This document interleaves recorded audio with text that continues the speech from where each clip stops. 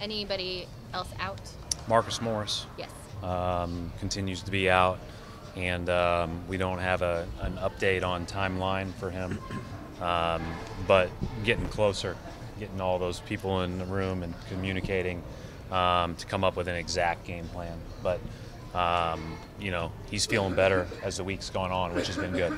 Will he make the trip with the team or staying behind? No, he'll stay behind. What does he have to do at this point, Brad, to just get back on the board? Well, I think the biggest thing, Sherrod, is just feeling better consistently day to day and not having these setbacks. And so, obviously with the schedule that we're in the midst of right now, playing every day would not be the answer, and I think getting him to feeling as good as he can. Again, he's had a couple of different opinions look at it. Everybody, from what I know, has come up with the same, result, and that is, just strengthen it, work diligently on it. Shouldn't be a long-term thing, and but let's make sure that we progress over the next couple of weeks appropriately. And we've tried to do that all the way through the year, and he's had a little bit of a setback here, but it doesn't sound like it's going to be a long-term thing. Are you guys still confident that no structure? Yeah, based on the scans from everything we've been told. Yeah, I mean that's and again he's had multiple people look at it. Brad, you guys risk restrictions when he does come back? Probably. I haven't gotten into it yet. Donovan Mitchell's getting a lot of praise around the league. 26 shot attempts, that he's been getting and putting up those shots. To you, how much do you game plan for him?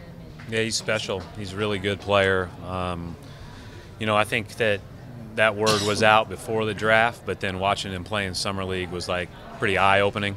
You could tell right then and there that he was going to be an impactful guy right away.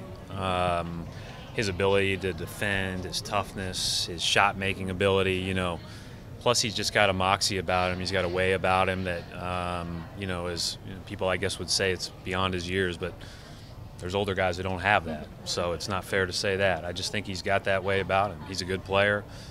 You could tell from the get-go, and you have to prepare quite a bit for him. Brad, in your first 13 games, you allowed 11 teams, or you held 11 teams below a point of possession. Only I think 2 or 3 times since. So what did you do so great in that opening stretch defensively, and what's been lacking since? Well, I think one of the things that we've really tried to be was, really try to utilize our versatility. We really try to be able to switch, play guys that can play multiple positions. We're playing a little smaller, like really smaller at times, and so we have to be a little bit better in more traditional coverages than maybe we were earlier on. And then, as our offense has grown, our defense has experienced some slippage. I can't wait till January, when we can practice again. But as of now, we'll just keep, hammering away at film and getting ready for each game. These guys put you in a lot of tough spots, as you know. I mean, you're around these guys. The way that Quinn moves pieces around and the way that they know how to play together and their skill set, especially when fully healthy like they are now, it's tough to deal with. You mentioned the Summer League. 3 of the guys in tonight's game were vital, played huge roles on Summer League teams. How important is that to come into the seasons for Jalen and Jason?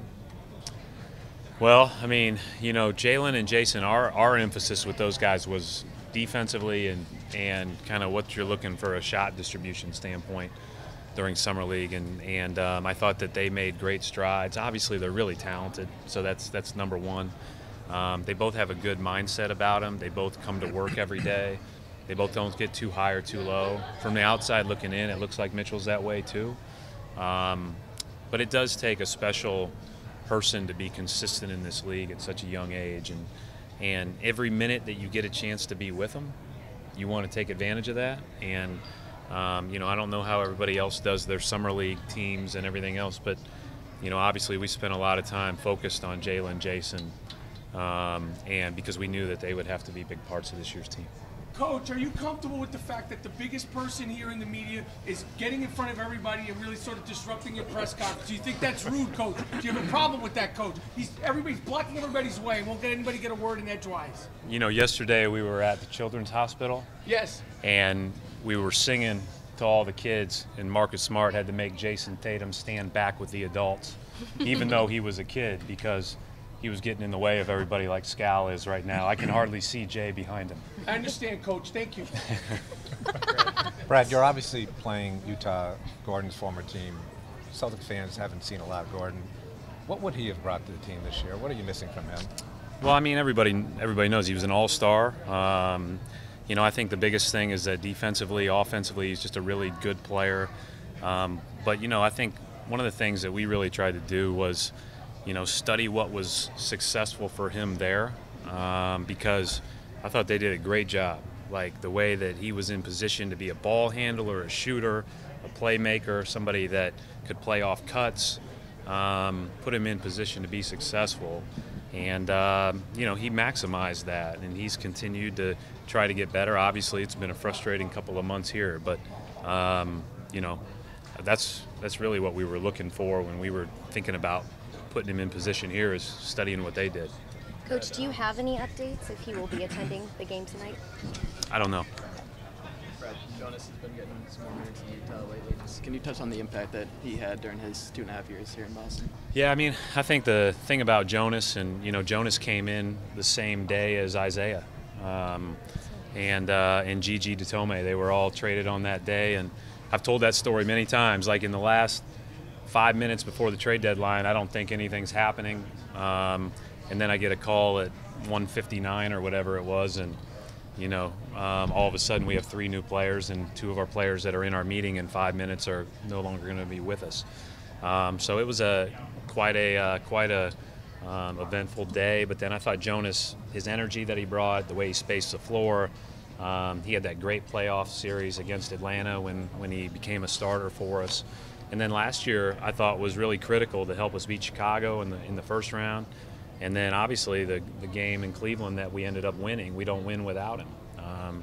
So it's good to see him doing well. He's played well in the last few weeks, and you know, obviously want nothing but the best for him. Thank you. Thank you.